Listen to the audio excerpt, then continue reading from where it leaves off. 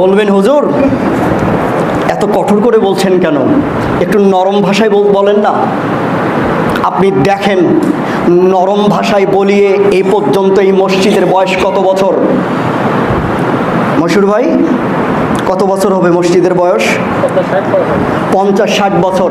এই 50-60 বছরের নরম কথায় এই মসজিদে লোক আনতে কেউ পারেনি।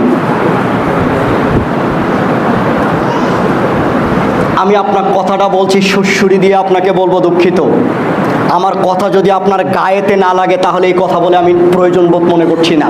আপনি মুসলমানের বাচ্চা, হিন্দু নন। আপনি যদি হিন্দু হতেন আপনাকে খুব বিনয়ের সহিত গিয়ে বলতাম আসেন কালেমা গ্রহণ করেন, তাকে আমি এইভাবে দাওয়াত দিতাম। যখন কালেমা গ্রহণ করতো তখন তাকে আলবস্তে ডাকতাম, আসেন মসজিদে আসেন, মসজিদে আসেন, আপনি মুসলমান। আমি আপনাকে খুব অত নরম করে ডাকতে পারি না। আর আল্লাহর নবী বলেছেন সন্তানদেরকে সালাত আদায় করাতে হবে। আল্লাহর নবী তিনি বলেছেন যে সন্তানদেরকে সালাত আদায় করাতে হবে। আবু দাউদ 495 নম্বর হাদিস। দেখেন আমি যে এতক্ষণ কঠোর ভাষায় বললাম, দেখেন আল্লাহর নবী আরো কি বলেছে। আল্লাহর নবী বলছেন যে মুরু আওলাদাকুম বিসসালাতি ওয়া হুম আবনাউ সাবঈ সিনিন, তোমরা তোমাদের সন্তানদেরকে যখন বয়স হবে 7, তোমাদের সন্তানের যখন বয়স হবে 7, তখন তোমাদের সন্তানদেরকে তোমরা সালাতের ট্রেনিং দাও, তাকে শেখাও সালাত। বয়স চলছে তার 7।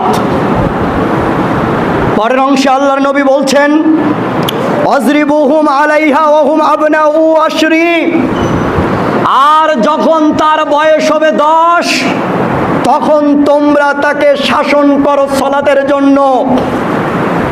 আপনি বাপ, আজকে জুম্মার দিন আপনি বুকে হাত দিয়ে বলতে পারবেন না আপনার ছেলের বয়স 7, তাকে কোনোদিন সালাত শিক্ষা দিয়েছেন, সালাত শিখিয়ে দিয়েছেন, বলতে পারবেন না এরকম। ওর বয়স চলছে 10, ওই মসজিদে আসে না, আল্লাহর নবী বলছে তাকে শাসন করো, তাকে পিটাও।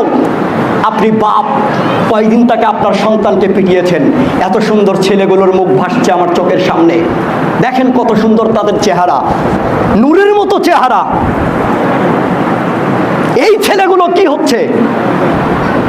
এরাই ভবিষ্যতে গাঞ্জারু হবে, এরাই ভবিষ্যতে বাবাখোর হবে, এরাই ভবিষ্যতে জুয়ারু হবে। এই ছেলের হাতে আপনি জুতার বাড়ি খাবেন। এই ছেলে আপনার মেয়ে যদি হয়, আপনার মেয়ে যদি থাকে, এই ছেলেরা একদিন ও বোনের জমি জোর করে দখল করে খাবে। কেন জানেন? ওদের মধ্যে আল্লাহ ভীতিই নাই। আপনি কাপুরুষ বাপ, সারা জীবন টাকা উপার্জন করেছেন, টাকা আর টাকা, আপনার টাকার অভাবে নেই, লক্ষ কোটি টাকার মালিক আপনি, কিন্তু আপনার ছেলে ও একজন নেশারো গাঞ্জাখোর, আপনার ছেলে ও একজন বাবাখোর, আপনার ছেলে ও একজন নেশাখোর। কি হবে আপনার এত টাকা? কি হবে আপনার এত অর্থ জমি? সন্তানকে যদি আপনি মানুষ না করতে পারেন, লজ্জা করেন। যেই ছেলে জাহান্নামের আগুনে জ্বলছে, এই ছেলেকে জাহান্নামের আগুন থেকে বাঁচান, শাসন করেন তাকে। মসজিদে আসবে না কেন? আপনি কি বাপ নন? ক্ষমতা কি? ক্ষমতা কি বলেন? স্ত্রীর সাথে মিলন করা, এটাই কি ক্ষমতা? এটাই কি পুরুষত্ব? স্ত্রীর সাথে মিলন করে সন্তানকে জন্ম দেওয়া এটা পুরুষত্ব নয়, এইটা শক্তি নয়। বরং সন্তান জন্ম দিয়ে, স্ত্রী মিলন করে সন্তান জন্ম দিয়ে সন্তানকে মানুষের মতো মানুষ করা, আল্লাহর আদেশ সালাত আদায় করাতে হবে, সালাত আদায় করা, এটাই হলো সবচেয়ে পুরুষত্বর পরিচয়।